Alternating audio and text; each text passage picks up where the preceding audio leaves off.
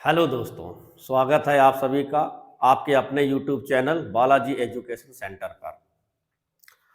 जैसा कि कल हमने आपको सॉल्यूशन यानी कि पहला चैप्टर चालू किया था और उसी के आगे आज हमने कल आपको बताया था कि कुछ हमने आपको विलेन की सांद्रता ज्ञात करने के इकाइयाँ आपको पढ़ाई थी और उन इकाइयों से जो फार्मूले हमने आपको लिखवाए थे उसी के आगे उन फार्मूलों के उसमें से कुछ और फार्मूले हैं, उनको भी मैं अभी आपको लिखवा देता हूं और उसके बाद फिर हम उन फार्मूलों से सूत्रों से संबंधित न्यूमेरिकल करवाता हूं। देखिए, तो यहाँ पर जैसा कि कल के आगे हमने आपको मोलरता, मोललता,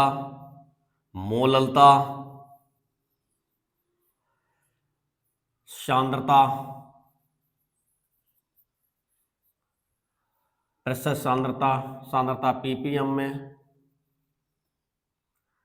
प्रतिशत सांद्रता, प्रतिशत सांद्रता, प्रतिशत सांद्रता, द्रव्यमान प्रतिशत जिसको हम बोलते हैं, इसके अंतर्गत द्रव्यमान प्रतिशत, आयतन प्रतिशत,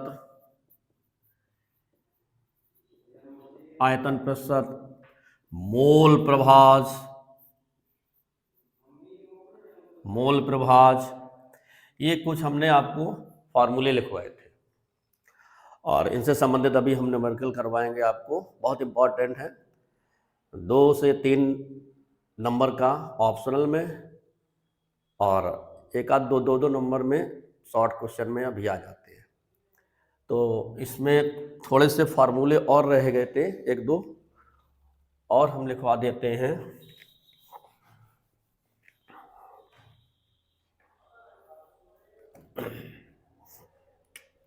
जैसे मोलरता हमने आपको पढ़ाया था, मोलरता का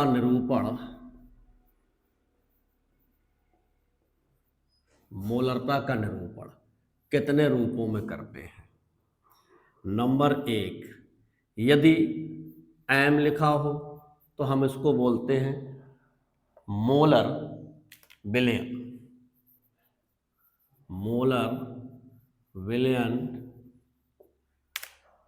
नंबर 2, 2m लिखा हो तो बाईमोलर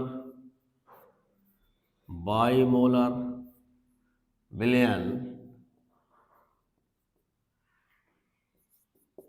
m/2 लिखा हो तो सेमी मोलर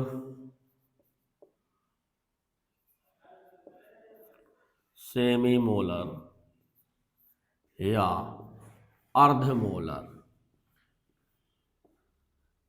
विलयन। m/10 लिखा हो तो डेसीमोलर विलयन। m/100 लिखा हो सेंटीमोलर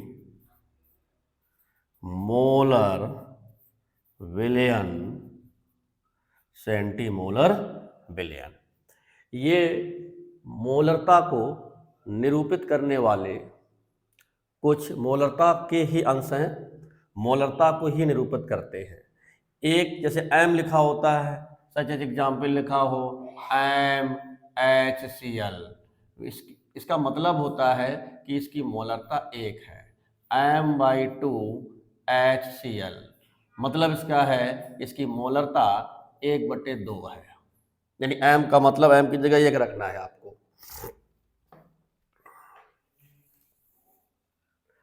m की जगह 1 रखना है। तो जैसे इसमें इसकी मोलरता 1, इसकी मोलरता 2, इसकी मोलरता 1/2, इसकी मोलरता 1/10, इसकी मोलरता 1/100।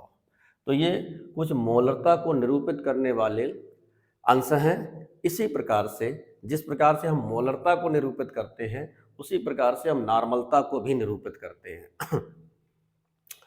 तो ये आप देख लो, अच्छे से नोट कर लो इनको, और फिर आगे नॉर्मलता के रूप में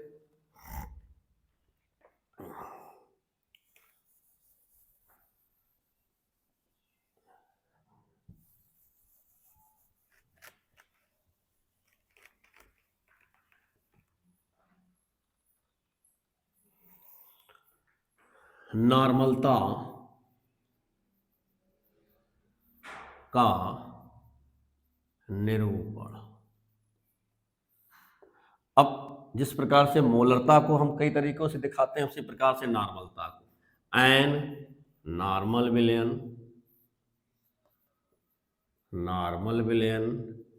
2n बाई नॉर्मल विलयन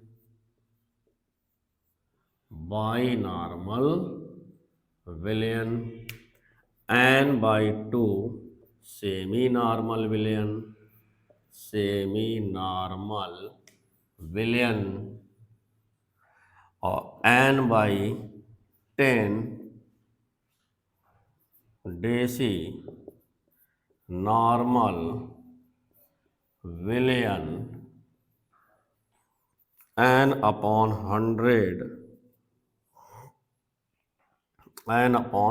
100 सेंटी नॉर्मल विलयन। तो ये नॉर्मलता को प्रदर्शित करने वाले कुछ नॉर्मलता के अंश हैं, जिसको नॉर्मलता, यहाँ पर नॉर्मलता को हम, जैसा कि अभी मोलरता में बताया था, n का मतलब नॉर्मलता 1, 2n का मतलब नॉर्मलता 2, n बाई 2 का मतलब 1/2n, यानी कि 1/2 नॉर्मलता, यानी 0.5 नॉर्मलता, n/10 1/10 नॉर्मलता, n/100 1/100 नॉर्मल विलयन। तो ये नॉर्मलता को दर्शाने वाले कुछ अंश हैं, इस प्रकार से मोलरता के थे। इसके बाद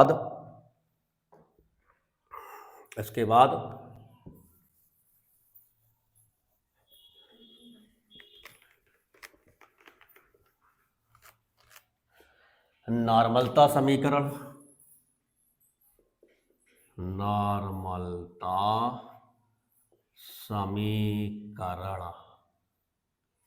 इसका मतलब होता है जब विलयन को तनु किया जाता है या उसमें जल मिलाया जाता है, विलयन को तनु करने के लिए N1V1 बराबर N2V2। इसका मतलब ये आपका प्रथम विलयन के मिली तुल्यांक है, नॉर्मलता N2 आयतन। प्रथम विलयन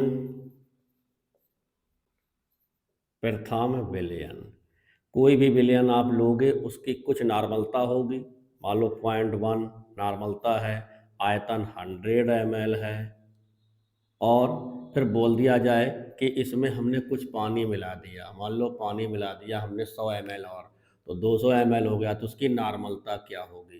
तो इस प्रकार से जब विलयन को तनु किया जाता है तो उस केस में हम दूसरी नॉर्मलता या बढ़ा हुआ आयतन कुछ भी हम ज्ञात कर सकते हैं। इस प्रकार से यहाँ पर तो ये नॉर्मलता समीकरण बोला जाता है, यानी कि एक प्रथम विलयन और इसमें पानी मिलाकर तनु करने के बाद प्राप्त विलयन या द्वितीय विलयन। तो ये जब एक विलयन की नॉर्मलता परिवर्तित करनी हो या आयतन प्राप्त करना हो, कितना आयतन मिलाया गया है, तो हम नॉर्मलता समीकरण का प्रयोग करते हैं। उसी प्रकार से मोलरता समीकरण होता है,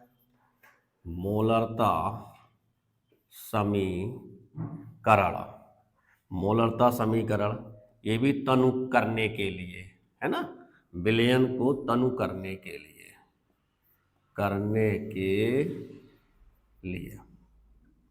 तो M1 V1 बराबर M2 V2। बिल्कुल सेम केस है यहाँ भी, ये प्रथम विलयन और ये आपका द्वितीय विलयन। प्रथम विलयन की मोलरता, प्रथम विलयन का आयतन बराबर द्वितीय विलयन की मोलरता, द्वितीय विलयन का आयतन।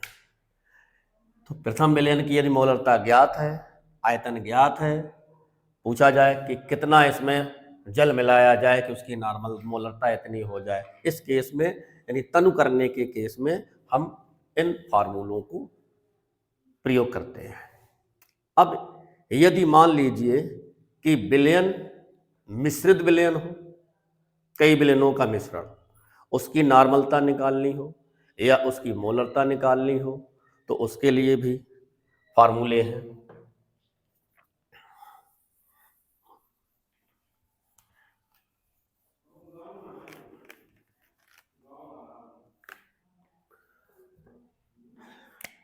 मिश्रित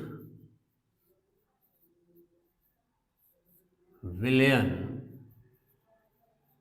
की मोलरता तथा नॉर्मलता ज्ञात करना। तो पहला, यदि मिश्रित विलयन की मोलरता निकालनी है, मोलरता M, तो जितने भी आपके विलयन हो सबके मोलरता इंटू आयतन प्लस मोलरता इंटू आयतन प्लस मोलरता इंटू आयतन प्लस डॉट डॉट डॉट, सभी विलयनों के में मोलरता इंटू आयतन, मोलरता इंटू आयतन, मोलरता इंटू आयतन का योग और बटे कुल आयतन V1 plus V2 plus V3 और प्लस डॉट डॉट डॉट, ये हम मिश्रित विलयन की मोलरता ज्ञात कर सकते हैं। मिश्रित विलयन की मोलरता, तो मिश्रित विलयन की मोलरता भी हम इससे ज्ञात कर सकते हैं। ठीक, अब यदि मिश्रित विलयन की नॉर्मलता निकालनी हो, मिश्रित विलयन की नॉर्मलता यानी कुल नॉर्मलता, कोई विलयन जैसे मान लो 2 विलयन है, 3 विलयन है, वो हमने मिला दिया 0.1 MSCl, 0.5 MSCl, है ना, 0.6 MSCl, कई अलग अलग मोलरताओं के जब विलयनों को हम मिला देते हैं तो उनकी जो मिश्रित मोलरता ज्ञात करनी होती है तो हम इस प्रकार से ज्ञात करते हैं। अब इसी प्रकार से यदि नॉर्मलता हमें निकालनी है, मिश्रित विलयन, इसको ध्यान रखना आपका, मिश्रित विलयन की मोलरता और मिश्रित विलयन की नॉर्मलता, तो बिल्कुल सेम है यहाँ पर भी। N1 नॉर्मलता, पहले विलयन का नॉर्मलता, पहले विलयन का आयतन, यानी इसको मिली तुल्यांक बोलते हैं, प्लस दूसरे विलयन की नॉर्मलता, दूसरे विलयन का आयतन, तीसरे विलयन की नॉर्मलता और तीसरे विलयन का आयतन, प्लस और भी विलयन हो सकते हैं, और बटे सभी के आयतनों का योग V1 plus V2 plus V3 plus dot dot dot. तो ये मिश्रित विलयन की मोलरता ज्ञात करने के लिए, मिश्रित विलयन की नॉर्मलता ज्ञात करने के लिए। तो ये आपके कुछ महत्वपूर्ण फार्मूले हैं जो आपको देखने हैं। अब इसके अलावे भी मोलरता ज्ञात करने के और भी सूत्र हैं, और भी फार्मूले हैं इंपॉर्टेंट जो आते हैं एनसीईआरटी बेस में, एनसीईआरटी सिलेबस के आधार पर। वो यूपी बोर्ड में थोड़ा सा कम है लेकिन फिर भी कभी कभी आ जाता है, उसको भी देखिए। यहाँ पर ये मिश्रित विलयन के लिए है,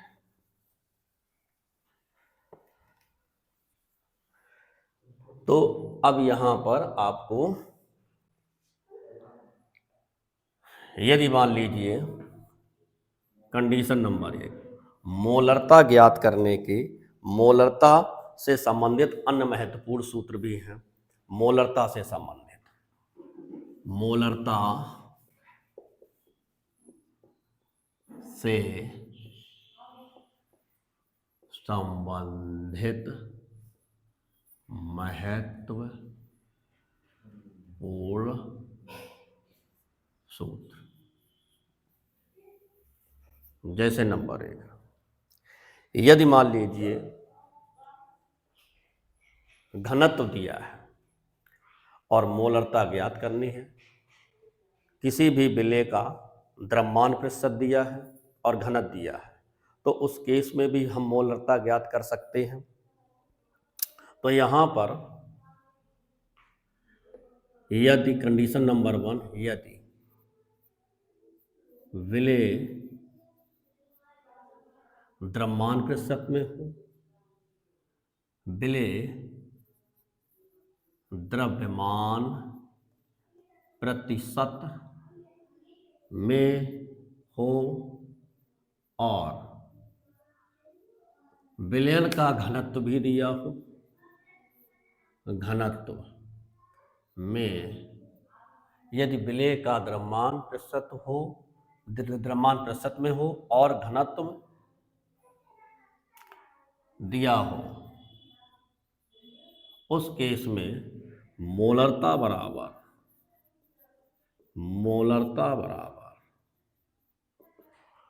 विलेय का द्रव्यमान प्रतिशत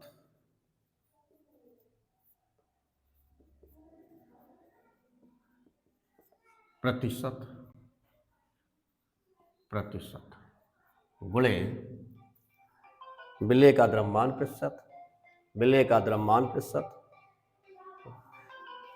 द्रव्यमान प्रतिशत।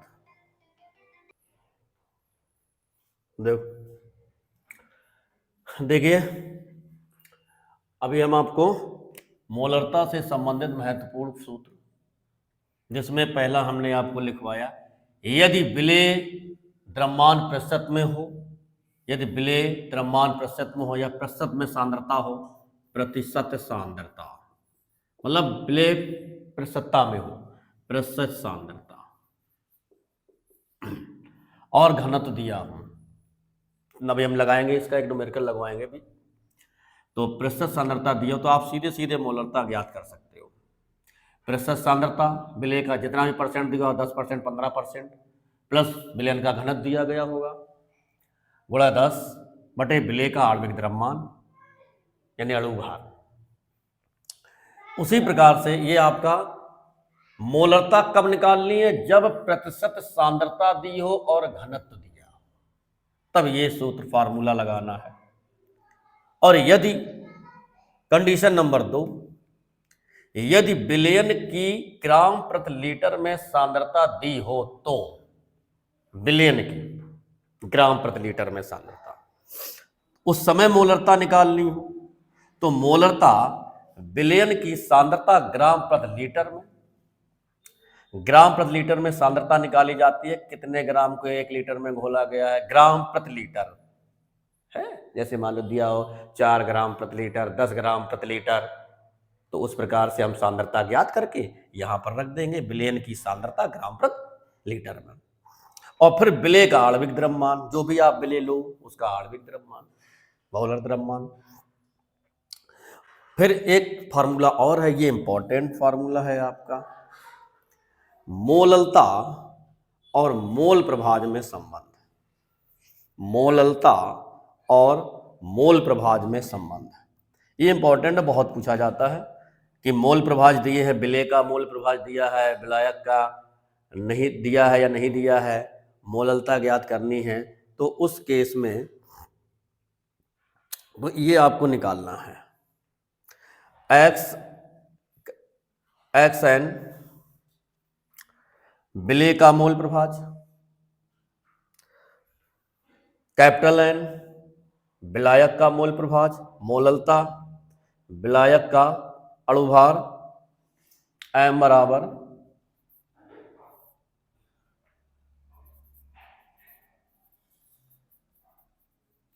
विलायक का अणुभार। ये तो मोललता और मोल प्रभाज में ही संबंध है। बढ़िया फार्मूला, यहाँ से हम मोल प्रभाज निकाल सकते हैं। आप जानते हो, जैसा कि हमने आपको बताया था कि मोल प्रभाज जैसे आपको निकालने होते हैं तो अगर किसी भी विलयन में जितने भी घटक उपस्थित होते हैं उन सभी घटकों के मोल प्रभाजों का योग 1 होता है। अब यहाँ पर जैसे एक का मोल प्रभाज दिया है, दूसरे का निकालना है, तो 1 माइनस कर देंगे, है। फिर आपकी मोललता निकालनी है, विलायक जिसमें भी आपका डिजॉल्व किया जाए, घोला जाए, उसका आपका अणुभार निकालना है और बटे 1000। तो ये कुछ महत्वपूर्ण फार्मूले हैं जो आपको देखने हैं, याद करने हैं। इनको याद करने के बाद फिर हम आपको न्यूमेरिकल लगवाते हैं इससे संबंधित, और न्यूमेरिकल आपका 100% इसमें से 2 या 3 नंबर के न्यूमेरिकल आते हैं। ठीक है, तो हम चलते हैं फिर न्यूमेरिकल की ओर। अब यहाँ पर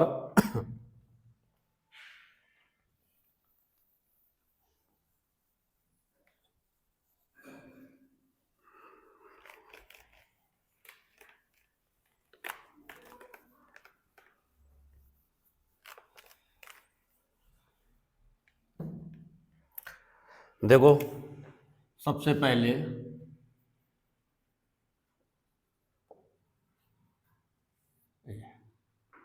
मोलरता और मोललता,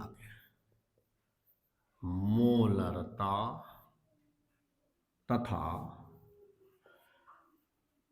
मोललता से संबंधित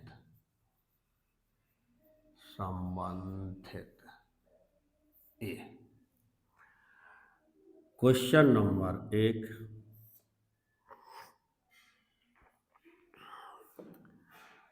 हमने ले लिया 4 ग्राम NaOH को 250 ml जल में विलय करने पर प्राप्त विलयन की मोलरता ज्ञात कीजिए, ज्ञात कीजिए। ये हमारा क्वेश्चन है। अब इसको हमें हल करना है। हमें क्या निकालना है? मोलरता। तो सबसे पहले हम मोलरता का ही फार्मूला लिखेंगे, क्योंकि मोलरता बराबर क्या होता है? विलय का द्रव्यमान स्मॉल w अपॉन उसी विलय का आणविक द्रव्यमान यानी अणुभार और इनटू विलयन का आयतन लीटर में। हम आपको फार्मूले लिखवा चुके हैं, अपना पीछे से रिवीजन करके फार्मूले बिल्कुल कंठस्थ होने चाहिए, तभी आपको ये न्यूमेरिकल समझ में आएंगे। हमने आपको शॉर्ट में लिखा है मोलरता बराबर होता है विलय का द्रव्यमान बटे विलय का आणविक द्रव्यमान इनटू विलयन का आयतन लीटर में। अब देखिएगा इसमें सवाल में क्या दिया है, 4 ग्राम NaOH, विलय क्या है? NaOH, 250 ग्राम 250 ml जल में, तो ये ml में दिया है। जब जल विलायक में, यानी देखो इसकी मात्रा कम है, ये ज़्यादा है, तो ये आपका विलायक हो गया और ये विलय हो गया। तो विलय आपका है NaOH, तो NaOH का वजन कितना? 4 ग्राम, यानी कि ये विलय की मात्रा है स्मॉल w, तो स्मॉल w बराबर हो गया आपका 4 ग्राम। ठीक, ये स्मॉल w हो गया। अब m किसका निकालना है? विलय का ही निकालना है, तो m NaOH का निकालना है, तो NaOH का आप अणुभार निकाल लीजिएगा। सोडियम का होता है 23, ऑक्सीजन का होता है 16 और हाइड्रोजन का होता है 1। टोटल आप अमाउंट करोगे तो 40 आ जाएगा। ये आपका 40 इसका आणविक द्रव्यमान हो गया, m हो गया।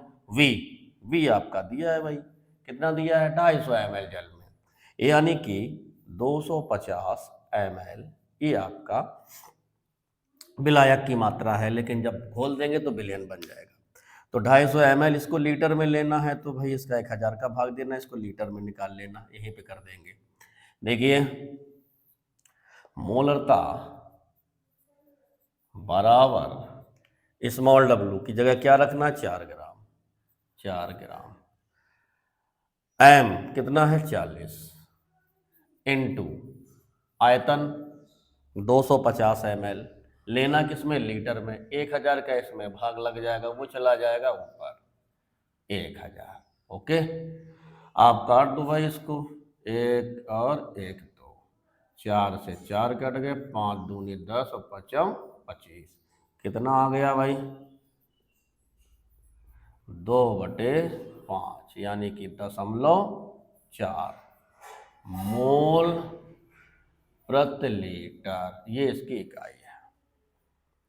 ये आपका पहला सिंपल सा सवाल जो हमने आपको मोलरता से संबंधित लगवाया। ऐसे सवाल अधिकतर आते हैं, ऑप्शनल में तो आते ही आते हैं, 1 नंबर में 2 नंबर में भी आ जाता है, और सिंपल सवाल है, केवल आपको फार्मूला लर्न करना है। फार्मूला यदि लर्न है और उनकी वैल्यू आपको सही से रंग से मालूम है कि W क्या होता है, M क्या होता है ना, यहाँ पे, या फिर अपने हिंदी वर्जन में भी याद रख सकते हो कि विलेय का द्रव्यमान, विलेय का आणविक द्रव्यमान और विलयन का आयतन लीटर में। इस प्रकार से तो मोलरता का ये पहला सवाल हुआ, पहला न्यूमेरिकल हुआ। हम और भी न्यूमेरिकल इस पे लगवाते हैं आपके, ये आप देख लो, इसको नोट कर लो। फिर नेक्स्ट बढ़िया सवाल है, अच्छे से। नेक्स्ट हम आपको लगवाते हैं, उस विलयन की मोलरता की गणना कीजिए, उस विलयन की मोलरता की गणना कीजिए। ठीक है, उस विलयन की मोलरता की गणना कीजिए जिसमें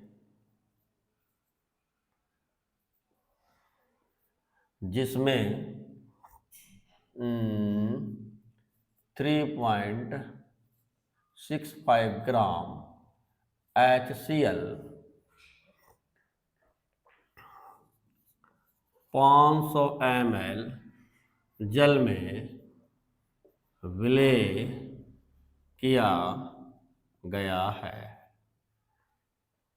अब सेम सवाल है अभी जो हमने करवाया था, खाली हमने उसको भाषा चेंज कर दी थोड़ी सी, जो पहले लिखा था वो बाद में लिख दिया है, लेकिन सारी चीजें सेम है। देखो, विलयन की मोलरता ज्ञात करनी है आपको, मोलरता निकालना है, मोलरता आपको मोलरता निकालना है जिसमें इतने ग्राम HCl, तो विलय क्या है आपका HCl, विलय क्या है आपका HCl, है ना।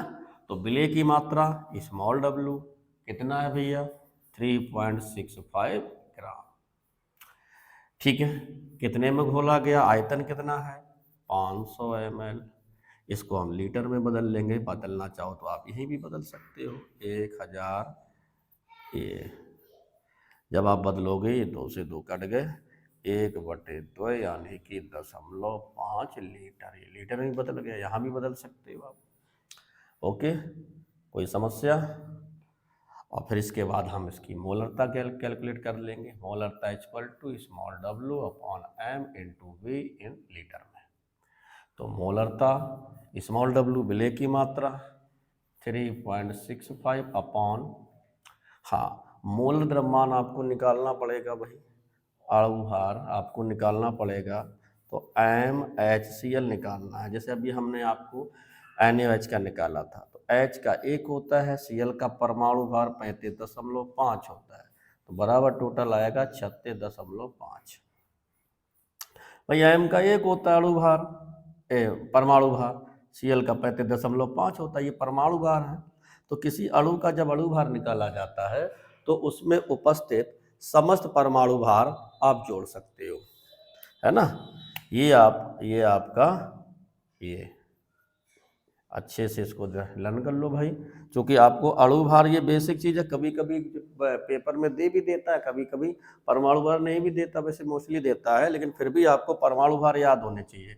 अणु भार निकाल लो। अब हमें मोलरता निकालनी है, मोलरता निकालनी है, तो मोलरता बराबर फार्मूला क्या है, पदार्थ का भार द्रव्यमान, यानी विलय का द्रव्यमान, विलय का आणविक द्रव्यमान, तो आणविक द्रव्यमान कितना निकला है 36.5, ये ओके। इनटू विलियन कितना आयतन है, आयतन हमने कहाँ लिखा है, इसी में रख दिया। अच्छा चलो कोई बात नहीं, 500 है ये आयतन बेटा, सॉरी 0.5 लीटर में ही हमने चेंज कर लिया। ये आपका हो गया, यहाँ से इसको हटाओ भाई, है ना, इधर 2 इधर भी 2 बराबर हो गया। ये 1 टाइम्स ये कितना बचा 1/5 यानी कि पॉइंट या 0.2 मोल पर लीटर, मोल पर लीटर। ये आपका सेम टाइप का मैंने दूसरा सवाल लगवाया। तो मोलरता से संबंधित 2 सवाल हुए आपके, मोलरता से संबंधित 2 सवाल हुए हैं। अब हम एक आध सवाल मोललता का भी लगवाते हैं। मोललता का भी देखिएगा।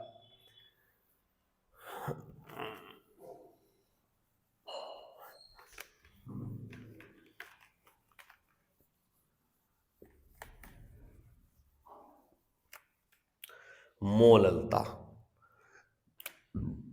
अब न्यूमेरिकल नंबर 1 जो भी हो, मोललता, अभी 2 इसके लगवाए, अब 1 2 इसके लगवा रहे हैं। तो मोललता तो यानी विलायक की मात्रा ग्राम में होनी चाहिए। अगर दोनों विलेय की मात्रा भी ग्राम में है और विलायक की मात्रा भी ग्राम में है तो सीधी सी बात है मोललता लगेगा, फिर आप चेंज कर सकते हो, बात की बात है। तो यहां पर मोललता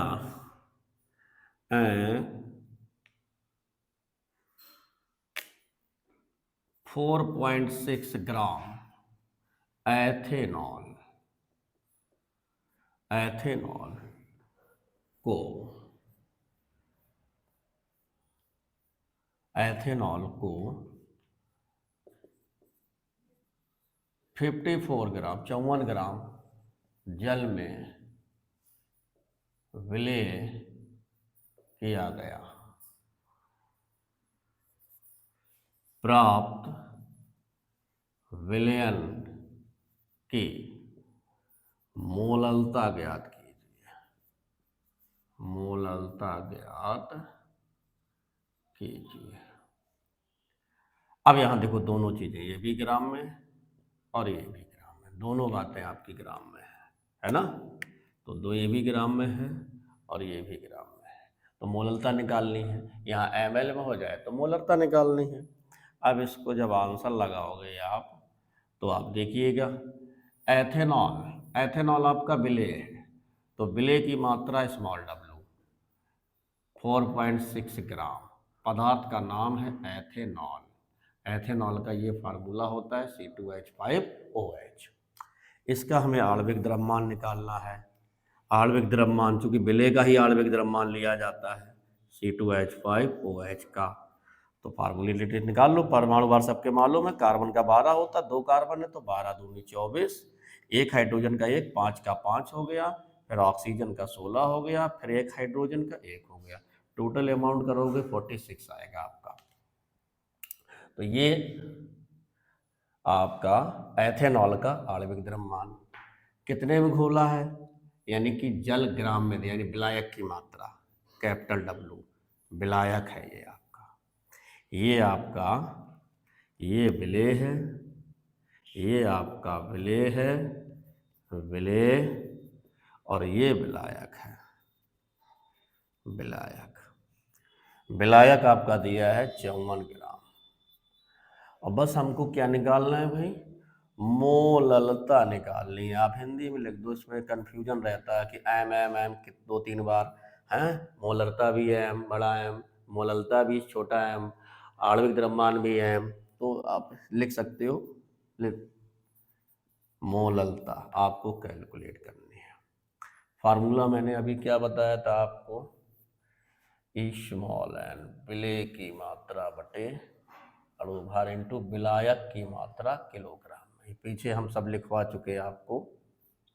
तो स्मॉल एम मोललता, मोललता निकाल ले भाई, तो स्मॉल यानी कि विलेय की मात्रा कितनी है 4.6 ग्राम, आणविक द्रव्यमान कितना है एथेनॉल का विलेय का 46, ये 4.6 है, इंटू विलायक की मात्रा, विलायक की मात्रा 54 ग्राम है,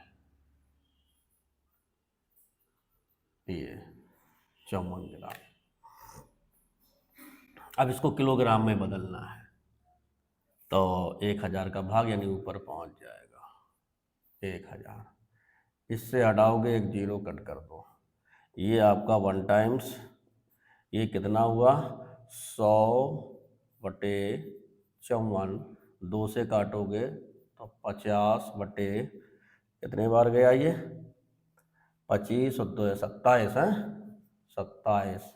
अब इसमें डिवाइडेशन करो, पॉइंटों में आ जाएगा, कितना आएगा, काटो इसको, तो 27 × 27, कितना बचा भाई 50 यानी कि 23।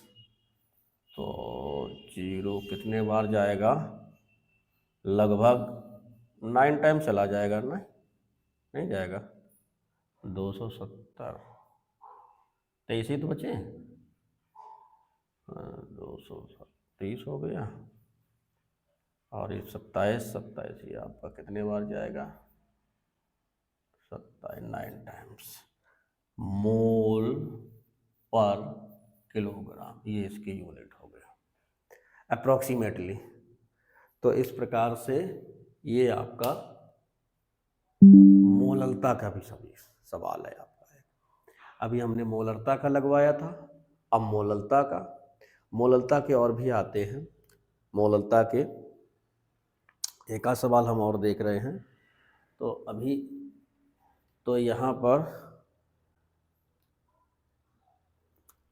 देखो,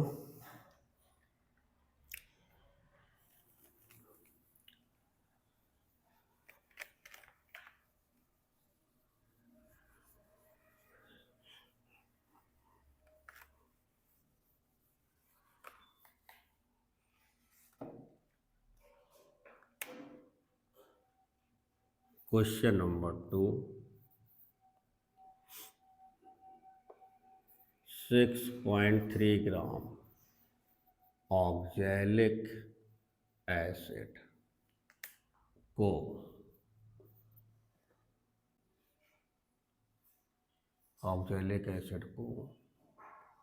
500, या बदल दो वैल्यू इसकी, 750 ग्राम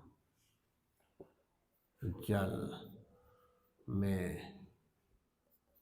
विलय किया गया, प्राप्त विलयन की मोलरता ज्ञात कीजिए। सेम सवाल है, ज़्यादा कठिन नहीं है, खाली आपको ऑक्जेलिक एसिड का फार्मूला क्लियर होना चाहिए। ऑक्जेलिक एसिड का फार्मूला, ये क्रिस्टली ऑक्जेलिक एसिड, हमने क्रिस्टली ऑक्जेलिक एसिड का फार्मूला है ये। इसका टोटल आप अणु भार निकालोगे तो 12 दूनी 24 अणु भार निकालना है। 12 दूनी 24, 16 चौको 64, एक ऑक्सीजन का 16, 4 का 64, प्लस एक हाइड्रोजन का 1, 2 का 2, इधर आ जाओ। H2O का होता है 16 और 2 18, 18 और 2 H2O है तो 18 दूनी 36, यानी टोटल अमाउंट आएगा 126। ये ऑक्जेलिक एसिड का अणु भार है।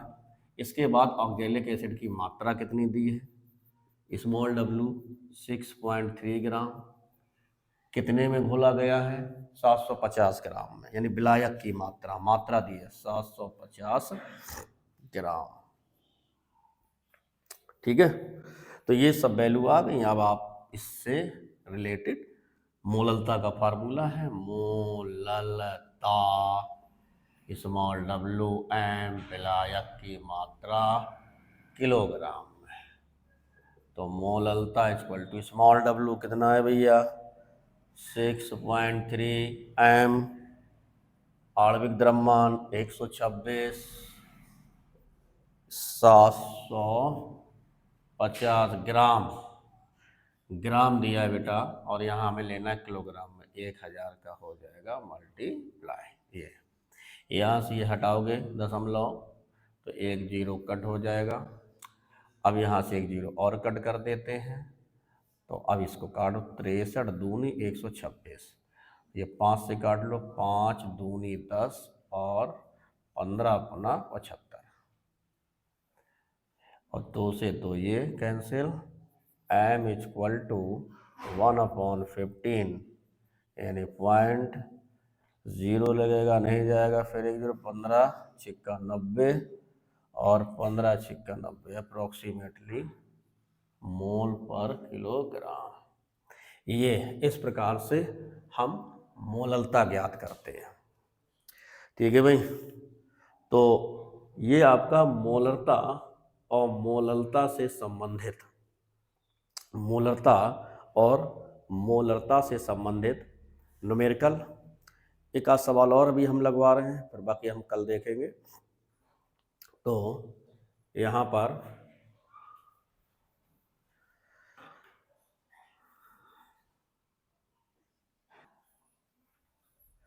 ठीक, तो अभी हमने आपको मोलरता और मोललता से संबंधित न्यूमेरिकल्स लगवाए, और बाकी आपके फार्मूले, तो फार्मूले बहुत महत्वपूर्ण हैं, इन्हें सभी फार्मूलों को आप अच्छी तरह से लर्न कर लें। तो आज का जो हमारा वीडियो है यहीं पे हम समाप्त करते हैं। इसी के साथ हमारे चैनल को सब्सक्राइब अवश्य कर दें, और इसी के साथ साथ इस वीडियो को या इस चैनल को जो भी वीडियो यहाँ इस चैनल पे बन रहे हैं उनको अपने दोस्तों के साथ शेयर जरूर करें। तो अच्छा लगा हो तो लाइक और शेयर कमेंट अवश्य करते रहें, और इसी के साथ साथ आज अभी आपकी केमिस्ट्री की क्लासेस चालू हुई हैं, साथ साथ अभी एक आध दिन में आपकी मैथ की, फिजिक्स की और बायोलॉजी की क्लासेस भी चालू हो गई, इंग्लिश की भी क्लासेस चालू हो गई। आप देखते रहिए। धन्यवाद।